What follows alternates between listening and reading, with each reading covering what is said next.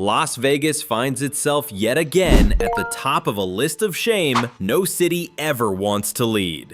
A horrifying unemployment rate has skyrocketed to 5.8% for June, a chilling increase from May. So who is being forced to bear the crushing weight of this collapse as visitor numbers plummet? The obvious answer is the hospitality industry, but the rot goes terrifyingly deeper than that. The whispers have become a roar. Thousands of lives upended, from dealers to casino workers, all tossed aside without a second thought. Is Las Vegas truly dying, or is this just manufactured hype?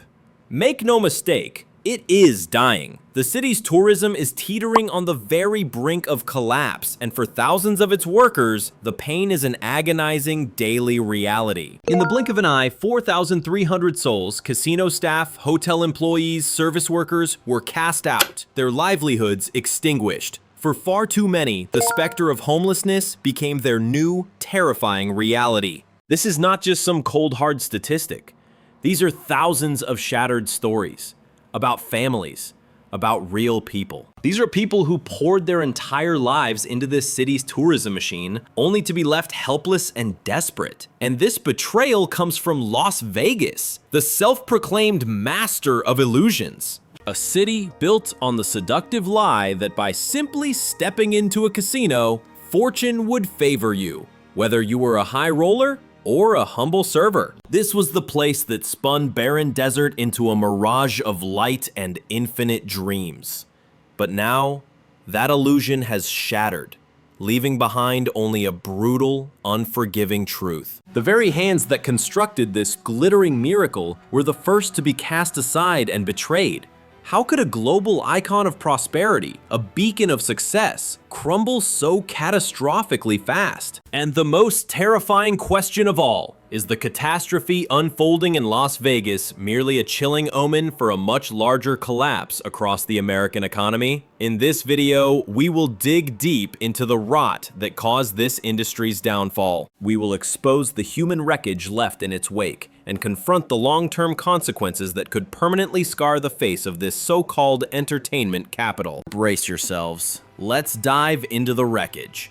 Vegas was once hailed as the immortal paradise of American tourism, a glittering promised land where anyone could supposedly seize their dreams. From a humble teacher in Kansas to a titan of industry in Los Angeles, they all bought into the fantasy that simply setting foot on its soil was enough. They believed Vegas would grant them a life-changing win, a touch of impossible magic. But now, in the harsh light of 2025, that grand illusion has evaporated into thin air. For countless people, Vegas is no longer a sanctuary of belief. It is a monument to their betrayal. The cold, hard numbers from the LVCVA paint a devastating picture. Tourist traffic has plummeted by a staggering 12% compared to last year, crashing to a mere 3.1 million visitors. This isn't just bad, it's a catastrophic new low, even worse than the darkest days of the 2009 financial crisis. Hotel occupancy has cratered to a decade low, with room prices hitting rock bottom. But don't be fooled by the simple excuses of a new school year or tightened budgets. The real cancer lies in the pervasive, sickening feeling of being systematically and legally fleeced the moment you arrive. Who in their right mind would tolerate paying $33 for a bottle of water, an outrageous $50 resort fee for the privilege of a window, or $45 for an hour of parking that was once completely free? The verdict from the consumer is in, and it's damning. I'm being gouged for this, and I see absolutely no value in it. This relentless assault of hidden fees and predatory charges has driven people to a single damning conclusion. Vegas is a colossal ripoff.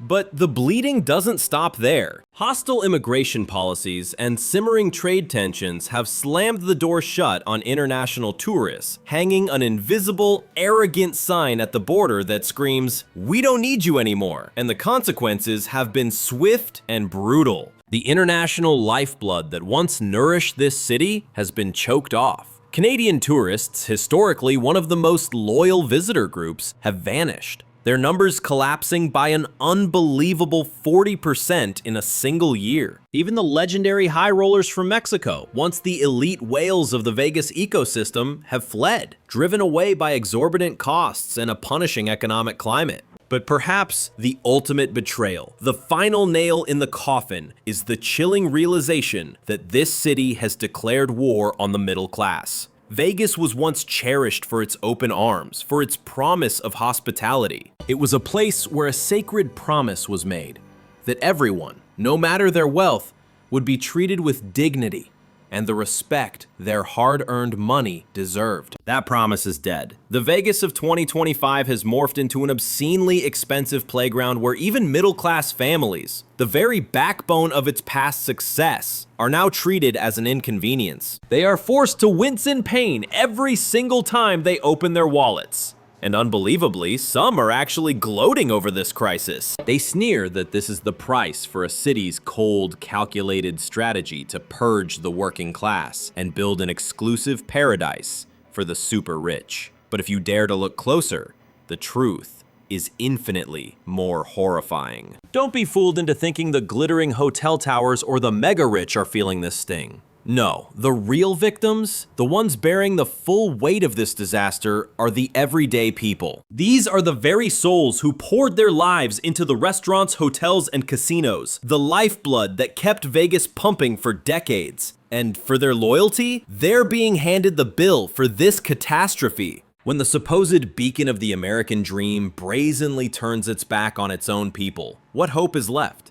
Where else in this nation can the hollow promise of equality possibly survive? And when you discard the silent pillars that held this entire city aloft, what future can there possibly be for a place built entirely on their backs? It's a ticking time bomb of its own making. The answer, terrifyingly, is already unfolding. Vegas in 2025 is no longer a destination of hope. Instead, it's twisting into a living nightmare, a trap that over 670,000 residents are desperate to escape.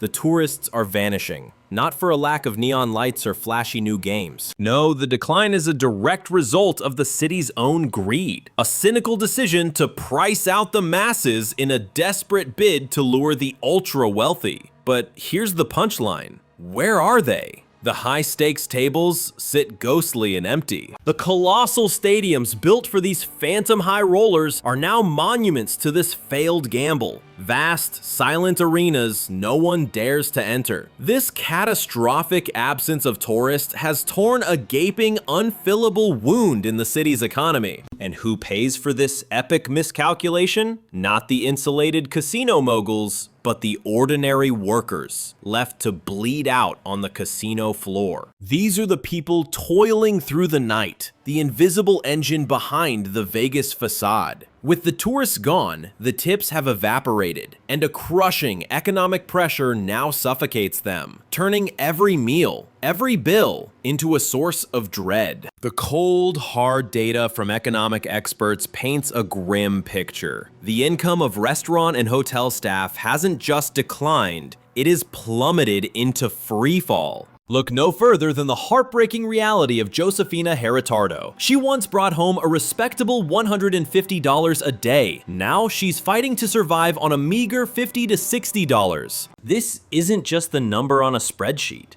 It's a chasm that has opened up, swallowing trust, security, and entire livelihoods. A year ago, she was making $150, even $200 a day. Now, she's scraping by on $50 to $60. And the sick irony? In this new Vegas, she's considered one of the lucky ones, simply because she still has a job. For countless others, that sliver of luck has been extinguished. As the tourist lifeblood thinned to a trickle, revenues didn't just drop, they nosedived.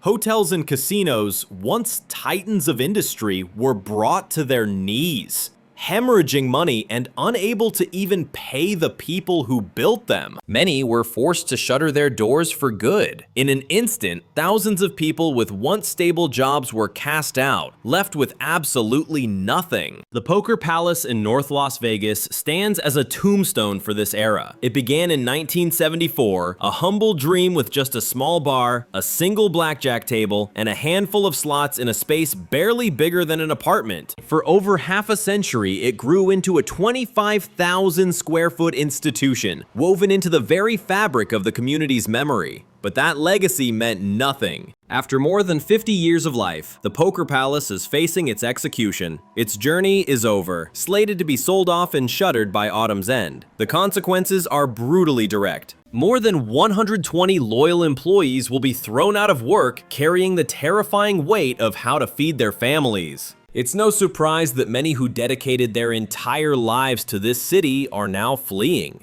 A former dealer's words drip with bitterness. "I am retired, and I have been residing in the Philippines since March 8th, 2024. There is no more American dream. The new American dream is to move out of the USA. I used to work at Bellagio, Mirage, Mandalay, and at Harry Reid International Airport. I made the right decision to leave Las Vegas." This is the chilling testimony from the people who operated behind the curtain of glamour. The dealers, the servers, the human machinery that powered the fantasy of the Vegas dream. They are now the first pawns to be sacrificed in this ruthless game of corporate greed. A staggering report from 8 News Now confirms the scale of the carnage. 72,000 people across Nevada are jobless, with the epicenter of this economic earthquake being Las Vegas itself. But this tragedy is more than just a statistic. It's a catastrophic domino effect where the very backbone of the city is being systematically shattered, piece by painful piece. The great wheel of fortune, which everyone believed would spin forever, has ground to a screeching, silent halt, leaving gaping wounds in the very soul of Las Vegas. The city was always a magnificent, glittering tower of cards. They've just pulled out a foundational piece, and now the entire, seemingly solid structure is trembling on the verge of collapse. For today's Vegas, that collapse isn't a question of if, but when. When you discard the very hands that built the glamour, who is left to hold the city up? Who will be strong enough to stop the fall? And if the American dream itself has been perverted into a desperate scramble to escape the United States, what kind of desolate future are we leaving for the generations to come? Forget the blinding neon and the gilded towers. The horrifying reality of Las Vegas today is etched in cold, unforgiving numbers. The official 2025 pit count report dares to admit to at least 796 souls without a home in Clark County, a number that is a grotesque understatement. But those on the front lines warn the true figure is catastrophically higher, with thousands of invisible victims. Families hiding in cars, squatting in derelict warehouses, or packed into dangerously overcrowded shelters. Behind that sanitized statistic lies an absolute bombshell. In what felt like a single night, over 4,300 Las Vegas workers were stripped of their homes. These weren't homeowners. They were the backbone of the city, clinging to precarious short-term leases near the Strip. When the tourism machine faltered and the work vanished, those leases were terminated without a second thought. With no income, rent became an impossible burden, and thousands of workers were brutally evicted. A free fall from having a roof over their heads to the cold ground of a makeshift campsite. Mere blocks from the oblivious, glittering Strip, where tourists still chase their fantasies, grim tent cities are now scarring the landscape. The contrast is not just breathtaking, it's obscene. On one side, a manufactured paradise of endless cocktails and dazzling shows. On the other, a living hell for the very people whose sweat and labor built that opulent facade. For these discarded workers, Vegas is no longer the city of opportunity. It has become a cruel open-air prison. And to call this the tip of the iceberg isn't a metaphor, it's a terrifying warning.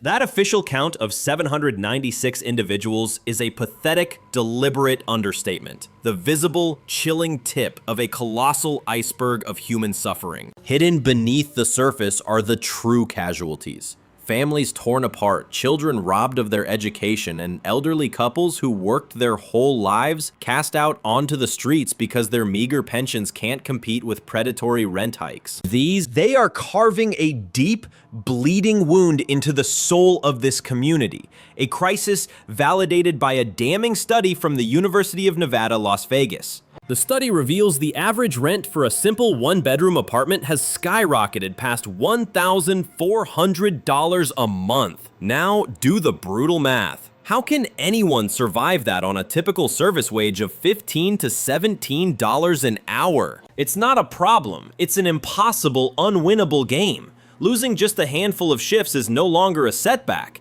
It's a direct push over the cliff, separating a home from the streets. And the fallout extends far beyond just losing a roof. The entire safety net has snapped. Every shelter is bursting at the seams, forced to make the unconscionable choice of turning desperate people away. Charities paint an apocalyptic picture. Hundreds of people queued up for a single hot meal, a breadline of the broken, while literally across the street, tourists eagerly line up to blow hundreds of dollars on a single ticket for a show. These two worlds don't just exist in parallel, they are a grotesque mockery of one another. And be warned, the wall separating these realities is growing terrifyingly thin. Yet even in this abyss of despair, a few faint glimmers of hope refuse to be extinguished. Groups like Catholic Charities of Southern Nevada and the Salvation Army are fighting a desperate battle, scrambling to expand emergency aid, offering meals and a temporary roof, and providing guidance to the newly homeless. But let's be clear, these heroic efforts are a finger in a dike that's about to burst, pulling some families back from the brink of total annihilation. The horrifying numbers, the vanished homes, the sprawling tent cities, they all scream a much larger, more terrifying question. If Las Vegas, the so-called immortal paradise, has devolved into this symbol of abject despair, then what hope is there for the rest of us? And can a city built entirely on fantasy ever be trusted to care for real flesh and blood human beings? A city doesn't die when the lights go out. It dies when the gears of its society, the everyday people, are ground to dust, one by one. Las Vegas, once the gilded engine of American tourism, is now a textbook case of catastrophic failure. A terrifying domino effect where one broken link is all it takes. And the entire system is now hurtling into a death spiral. That first broken link was the decline in tourism. As the flood of visitors dwindled to a trickle, hotels began shuttering entire floors, and casinos slashed their operations, desperately trying to stop the bleeding. The immediate brutal consequence? Thousands of jobs were annihilated, from housekeepers and chefs to dealers and receptionists. And in this cruel city, when the job goes, the roof is next. And the grim reality hit hard and fast. Thousands of workers, now penniless, were thrown out of their apartments, unable to pay rent. Their only recourse was the squalor of tent cities, shamefully close to the Strip's opulence. But the contagion didn't stop there. It began to poison the small businesses. The all-night diners that once thrived on the tourist trade are now nothing but hollow shells, and the laundromats and souvenir shops that once thrived on the bustling crowds have been snuffed out, one by agonizing one.